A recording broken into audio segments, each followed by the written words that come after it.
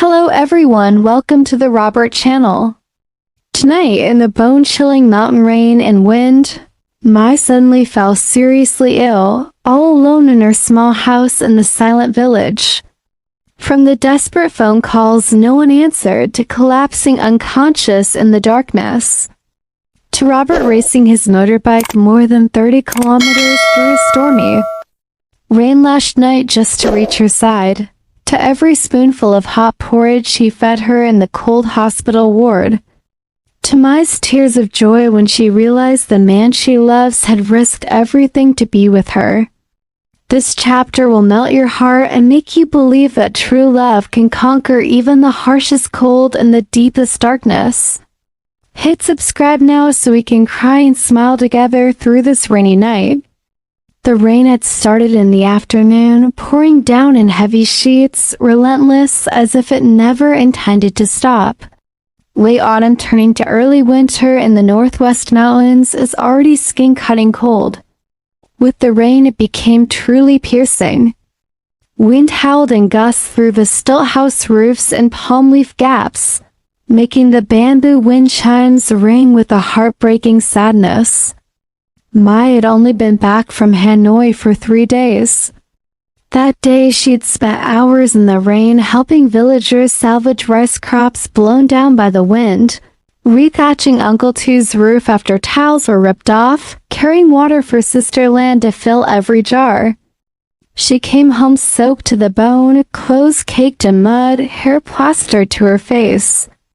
She managed only to change into a thin sweater before collapsing onto the old wooden bed, thinking a good sleep would fix a simple rain cold like so many times before, but by early evening, her body rebelled violently. Her forehead burned like fire, her throat felt like she had swallowed hot coals.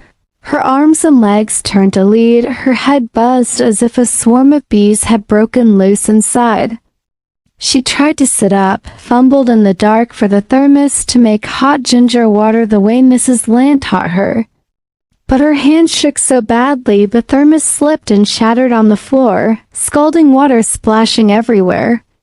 She curled into a ball on the narrow bed, pulled the blanket over her head, sweating buckets yet shivering uncontrollably, teeth chattering. Night had fallen pitch black. The village was swallowed by the roar of rain, not a soul on the paths, only distant dogs barking and gusts of wind threatening to tear the roof away. Mai groped under the pillow for her phone. Her vision blurred from fever. The screen glowed weakly at 8% battery, casting a faint light on her ghostly pale face. She called Robert. First time, ringing, no answer. Second, third, fourth. Tears rolled down her burning cheeks. Robert, please, I'm so sick. It hurts so much. At that moment, Robert was in the pig pen, adding more wood to the heater for the newborn piglets, checking each one for cold, phone left inside the house dozens of meters away. On the 7th call, her voice was barely a whisper. Robert, save me. Then her hand went limp, the phone slipped away, and she collapsed unconscious in the cold darkness amid the drumming rain. At the same moment, more than 30 kilometers away on mountain roads, Robert finished spreading another layer of warm straw for the sow and her babies, whispering, "Sleep tight, kids. Tomorrow Daddy gives you extra good feed." He wedged his hands on his straw-covered padded jacket, stepped inside, and saw the phone flashing non-stop on the table. 7 missed calls from Mai and one last message that read only, "I'm sick." His heart stopped. His face went white as paper, hands shaking so hard he dropped his cup. Mai, what happened? He called back, ringing, no answer. Again, nothing. Panic seized him.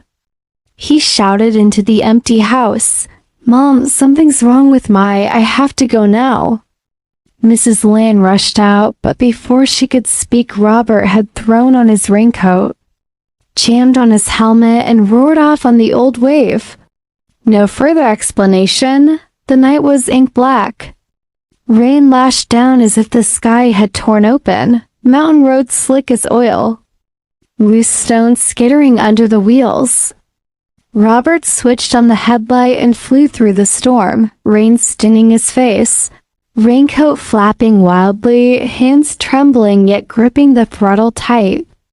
On steep slopes, he had to get off and push, rainwater streaming like rivers across the road, freezing to the bone, feet slipping in soaked shoes, nearly falling several times.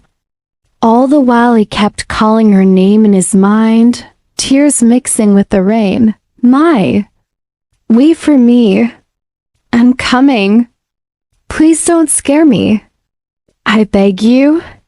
Nearly 2 a.m., after more than an hour and a half battling the storm, he finally reached Mai's house. The door was ajar, lights out, no sign of life. He burst in, shouting, "Mai! Mai, it's me." He found her unconscious on the bed, face white as paper, lips purple, breathing shallow. He scooped her into his arms and sobbed, "Mai, wake up. I'm here. I'm here now. Don't scare me like this." He carried her out, placed her in front of him on the bike, held her tight against his chest, and raced straight to the district hospital, shouting into the rain the whole way, "Hold on, Mai. I'm taking you to the hospital. You have to get better for me." The emergency room was still lit at 2:30 a.m. Dr. H.N., a local Tay woman on night duty, saw Robert carrying his soaked, limp Mai, hair plastered, face ashen, and immediately took over. Temperature 39.8 degrees Celsius, blood pressure crashing, pulse faint. 4 fluids, fever reducers, injections. Then she gently told Robert, who sat shivering outside. She caught a severe chill from the rain. Worked herself to exhaustion the past few days, hadn't eaten properly, total collapse. You brought her just in time. Any later and it could have been fatal. She's stable now. Rest, good food, no more rain, no heavy work. Robert sat by her hospital bed, clutching her thin hand, tears dripping onto it. When Mai regained consciousness at dawn, she opened her eyes to see Robert still in his wet raincoat, hair wild, eyes red from crying and no sleep. She burst into sobs. "Robert, you really came. I thought I wouldn't see you again. I called and you didn't pick up." Robert held her tight, voice breaking. "I'm sorry. I was in the pig pen. I didn't hear the phone. I was so scared. Scared of losing you. From now on, I'll never leave you alone again. Never. I swear." Mai weakly squeezed his hand, tears streaming. I only called you. I didn't know who else to call. You're my only home." Robert bent down and kissed her still feverish forehead, whispering, "I am your home forever." The doctor discharged her at 7 a.m. with strict orders, hot porridge and complete rest.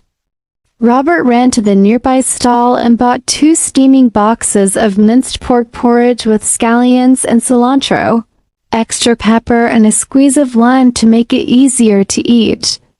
He sat beside her bed, blew on each spoonful to cool it, and fed her gently. "Open your mouth. Slow, slow. It's cooled now. Eat, baby, so you can get strong again for me." Mai looked at him, happy tears rolling down. You're soaked. You rode through that storm. You didn't sleep. You worry for me like this. I don't deserve it." Robert wiped her tears, smiling though his own eyes were wet. "You are my whole world. When you're sick, it hurts me 100 times more. From now on, you have to take care of yourself. Eat well, let me look after you, okay? I won't allow you to get sick again." My nodded, opened her mouth for every spoonful he fed her. Warmth spread from her tongue through her whole body and into her heart. She held his hand tight and whispered between happy tears, "Robert, thank you for coming. Thank you for not abandoning me. I love you. Love you so much I can barely breathe." Robert bent down, kissed her hair, his own tears falling on her cheek. "Me too. As long as you're okay, I've read 1,000 kilometers through any storm. Stay awake my whole life." That morning, after the long rain, sunlight broke through and streamed through the hospital window, shining on two people who had just survived the most terrifying night of their lives. Mai lay in Robert's arms. Together they looked out at the warm light, a promise that no matter how fierce the rain or how dark the night, as long as they had each other, nothing could ever tear them apart. From the freezing rainy night, from the unanswered desperate calls, to Robert racing through the storm just to reach Mai, to every hot spoonful of porridge he fed her in the cold hospital, to Mai's joyful tears when she realized the man she loves had risked his life to be with her. Their love conquered the cruelest cold and the deepest fear. Today's lesson: the person who truly loves you will come to you even on the darkest, stormiest night, as long as you still have breath. Treasure the one who's willing to get soaked for you, cry for you, run to you just to hold your hand, because that person is the destiny of your lifetime. If this chapter made you cry, please hit like, share, and subscribe to Robert now so you won't miss the next breathtaking love stories. Thank you for being with us.